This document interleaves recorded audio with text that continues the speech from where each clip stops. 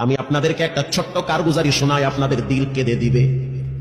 2016 সালের ঘটনা। তখন ঢাকায় মোহাম্মদপুর আমি খতমে তারাবির জন্য 2 জন হাফেজ নিয়োগ দেওয়া হবে কেন্দ্রীয় মসজিদে। অনেক হাফেজে কোরআনরা সিরিয়াল ধরেছে তারাবি পড়াবে। কার মনে না চায় এত বড় এক মসজিদে আমি যদি চান্স পাইতাম তো আমার কপালটা খুলে যেত। শুক্রবার দিন সবাই দরখাস্ত রাখলো, ইন্টারভিউ শুরু হয়ে গেল। পরের জুমায় অসংখ্য ছাত্রদেরকে দেখছি খতমে তারাবির জন্য ইন্টারভিউ সিরিয়াল দিয়েছে। ইন দি মিন টাইমে মসজিদের বারান্দার দরওয়াজায় কে যেন নক করতেছে। খাদেম সাহেব আস্তে করে জানলা খুইলা উকি মাইরা দেখতেছে যে 2টা ছোট বাচ্চা বাহিরে দাঁড়িয়ে আছে, একেবারে অল্প বয়স। খাদেম প্রশ্ন করলো, তোমরা কারা, কেন আসছো? বলে, আমরা 2 জন আসছি খতমে তারাবির ইন্টারভিউ দেওয়ার জন্য।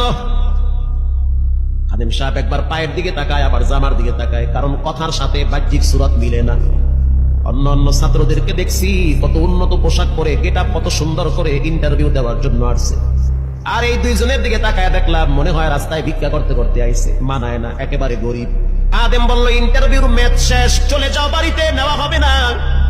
যাদের ব্যাপারে পরীক্ষা নেওয়া হয়েছে তাদের ব্যাপারে ঘোষণা দেওয়া হবে। বাচ্চা 2টা নাসর বান্দা বলতে আছে, আমাদের তো টাকা নাই যে আমরা ভাড়া দিয়ে এখানে আসবো। বাবাই বড় কষ্ট করে 2-4টা টাকা জমা কইরা পকেটে দিয়া পাঠায় দিছে, এজন্য আসতে দেরি হয়েছে। খাদেমের বড় মায়া লাগছে, কারণ খাদেমও গরিবের সন্তান। ভিতরে গিয়া মুয়াজ্জিম সাহেবের বলতে আছে, ও ভাই, বাহিরে 2টা বাচ্চা দাঁড়ায় আছে, ওরা নাকি হাফেজে কোরআন, কিন্তু দেখলে তো মানায় না। মুয়াজ্জিম সাহেব ধমক দিয়া বলতে আছে, কোনো সুযোগ নাই, তাড়ায় দাও।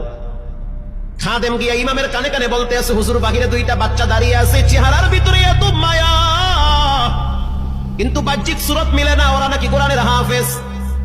পাশেই তো রহমানিয়ার মুহাদ্দিস সাহেব বসা আছে, তিনি বলতে আছে, কি ব্যাপার, ফিসফিস করে আপনি কি বলতেছেন? বলে, হুজুর, বাহিরে 2টা বাচ্চা দাঁড়িয়ে আছে, তারা খতমে তারাবির ইন্টারভিউ দিতে চায়। মুহাদ্দিস সাহেব বলল, কোনো কথা নাই, আল্লাহর ঘরের দরওয়াজা খুলে দাও, এখানে কোনো পার্সিয়ালিটি চলবে না। আল্লাহর ঘরের দরওয়াজা সবার জন্য খুলে দেওয়া হবে, আসতে দাও, ভিতরে বসতে দাও। যদিও ওদেরকে দেখতে মানায় না, বংশগত তেমন মর্যাদা নাই, ভিতরে আল্লাহর কোরআন থাকার কারণে আমাদের উপরে ওয়াজিব হয়ে গেছে তাদেরকে সম্মান করা। এবার বাচ্চা 2টা বাহিরে উযুখানায় গিয়া সুন্দর করে উযু বানাইল। উযু বানাইয়া ভিতরে ঢুইকা আমি তাকায় দেখতেছি লঙ্গির এক মাথা নিচে আর এক মাথা উপরে, এতটাই ভয়াবহ অবস্থা। কিন্তু আজীব দৃশ্য, 2 জনের চেহারা একই রকম লাগে। 2 জনের চেহারা একই রকম লাগে, কে বড় কে ছোট বোঝা বড় কঠিন হয়ে গেছে। মুসলমান ভাইরা আমার, ইমাম সাহেব প্রশ্ন করলো, তোমরা 2 জনের বাড়ি কোথায়?